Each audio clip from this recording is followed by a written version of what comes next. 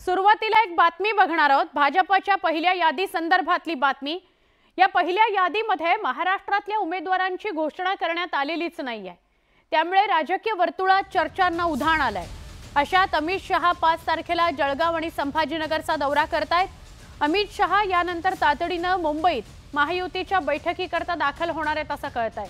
यावेळी मुख्यमंत्री एकनाथ शिंदे, उपमुख्यमंत्री अजित पवार आणि उपमुख्यमंत्री देवेंद्र फडणवीस यांच्यासोबत बसून महायुतीचा फॉर्म्युला ठरेल अशी सूत्रांची माहिती आहे। जागा वाटपाचा हा फॉर्म्युला ठरल्यावर राज्यातील भाजपच्या उमेदवारांची यादी नवी दिल्लीतून घोषित होईल अशी चर्चा व्यक्त केली जाते। भाजपची 195 जणांची पहिली यादी बाहेर आली, मात्र त्यात महाराष्ट्रातल्या एकाही व्यक्तीचं नाव नाही।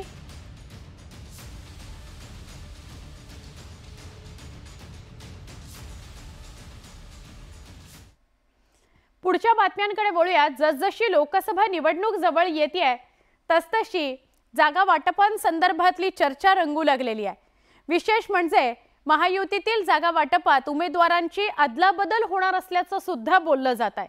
बघूयात वृत्तांत।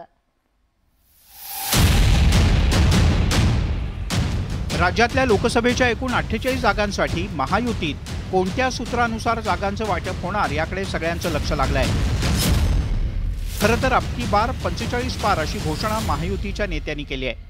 येणाऱ्या लोकसभेमध्ये 48 पैकी 45 पेक्षा जास्तीच्या जागा आपल्याला जिंकायच्या आहेत। पण ही घोषणा प्रत्यक्षात उतरवण्यासाठी महायुतीच्या उमेदवारांना प्रचाराकरता पुरेसा वेळ मिळणं महत्त्वाचं आहे। त्यासाठी लवकरात लवकर जागा वाटप करून उमेदवारांना प्रचारासाठी वाट मोकळी करून देणं सुद्धा आवश्यक आहे।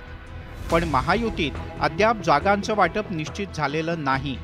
महायुतीमध्ये भाजप, शिंदेंच्या नेतृत्वाखालची शिवसेना, अजित पवार यांची राष्ट्रवादी काँग्रेस आणि घटक पक्ष यांना किती आणि कोणत्या जागा सोडायच्या यावर अद्यापही खलबतं सुरूच आहेत। विशेषतः 2019 मध्ये शिवसेनेनं जिंकलेल्या तसंच पराभूत झालेल्या मतदारसंघांवरून जोरदार रस्सीखेच सुरू आहे।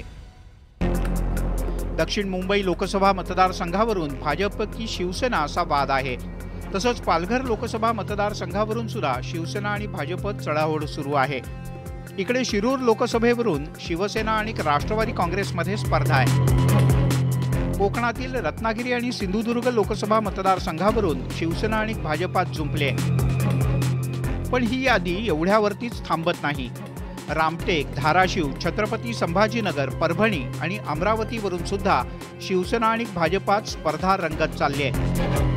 रायगड आणि नाशिक लोकसभेवरून शिवसेना की राष्ट्रवादी काँग्रेस अशी चढाओढ अद्यापही सुरूच आहे।